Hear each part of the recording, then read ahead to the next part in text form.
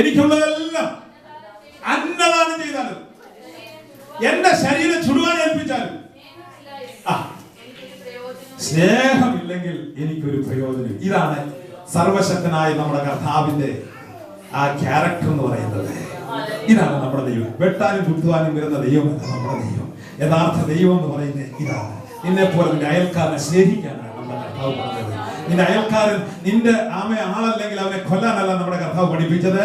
സകല മനുഷ്യരും ദൈവത്തിന്റെ ജനമാണ്. ഹല്ലേലൂയ. നമ്മുടെ ശരീരം ചുടുവാൻ അങ്ങോട്ട് ഏൽപ്പിച്ചെന്ന് പറഞ്ഞാലും ഒരു സ്നേഹമില്ലെങ്കിൽ ദൈവമായിട്ട് ഒരു ബന്ധവുമില്ല. അടുത്തത് സ്നേഹം ദീർഘമായി ക്ഷമിക്കുന്നു, ദയ കാണിക്കുകയും ചെയ്യുന്നു. സ്നേഹം സ്പർദ്ധിക്കുന്നില്ലെന്ന്, സ്നേഹം നിഗളിക്കുന്നില്ല, ചീർക്കുന്നില്ല.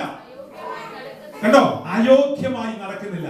ഒരു ദൈവത്തെ പൂർണ്ണ ഹൃദയത്തോട് സ്നേഹിക്കാൻ കഴിഞ്ഞാൽ എങ്ങനെ അയോഗ്യമായി നടക്കാൻ കഴിയും? അഗ്നിജാലക്കത്തുള്ള കണ്ണുള്ളവൻ എല്ലായിടത്തും അവന്റെ കണ്ണ് ഊടാടിക്കൊണ്ടിരിക്കുമ്പോൾ കാണുന്നൊരു അപ്പനുണ്ട്. എന്റെ അപ്പനെ കണ്ടോണ്ട് എനിക്കിത് ചെയ്യാൻ കഴിയത്തില്ലെന്ന് അവൻ പാപത്തോട് പോരാടുന്നത് പ്രാണത്യാഗത്തോട് എതിർ നിൽക്കുവാൻ കഴിയും. പ്രിയപ്പെട്ടവരെ, ഇതാണ് സ്നേഹം. അപ്പനോടുള്ള സ്നേഹം ഉണ്ടെങ്കിലേ നടക്കുന്നു. ഹല്ലേലൂയ. മനുഷ്യന്റെ മുമ്പിലൊക്കെ നമുക്ക് കണ്ണ് മറയ്ക്കാൻ കഴിയും. എന്നാൽ ഇരുട്ട് പോലും മറവല്ലെന്ന് പറഞ്ഞു. അവനെ പിരിഞ്ഞ് നമുക്ക് ഒന്നും ചെയ്യാൻ കഴിയത്തില്ല. പ്രിയപ്പെട്ടവരെ, സ്വാർത്ഥം അന്വേഷിക്കുന്നില്ല, ദേഷ്യപ്പെടുന്നില്ല, ദോഷം കണക്കിടുന്നില്ല, അനീതിയിൽ സന്തോഷിക്കാതെ സത്യത്തിൽ സന്തോഷിക്കുമെന്ന്. ദൈവത്തിന് സ്തോത്രം. ഈ ഭാഗം ഒത്തിരി എനിക്ക് പറയാനുണ്ട്. താല്പര്യമുണ്ടെങ്കിൽ സമയത്തിന്റെ പരിമിതി ഞാൻ നിൽക്കാൻ ആഗ്രഹിക്കുകയാണ്.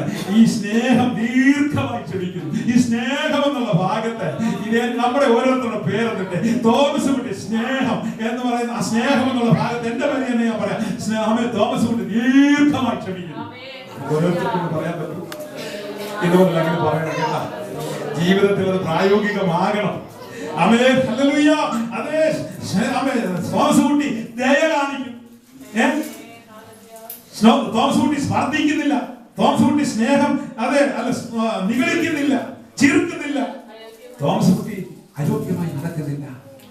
ഈ ഭാഗത്തെല്ലാം നമ്മുടെ പേരിട്ടൊന്ന് പറഞ്ഞേക്കണേ. വായിക്കുമ്പോഴും ധ്യാനിക്കുമ്പോഴും ആ പേരിട്ടൊന്ന് പറഞ്ഞിരിക്കണേ. അതിന്റെ അവസാന വാക്യം എന്ന് വായിച്ച അവസാന വാക്യം, ആകയാൽ വിശ്വാസം, പ്രത്യാശ, സ്നേഹം, ഇത് മൂന്ന് നിലനിൽക്കുന്നതാണ്. എന്നാൽ ഇവയിൽ വലിയതോ സ്നേഹമാണ്.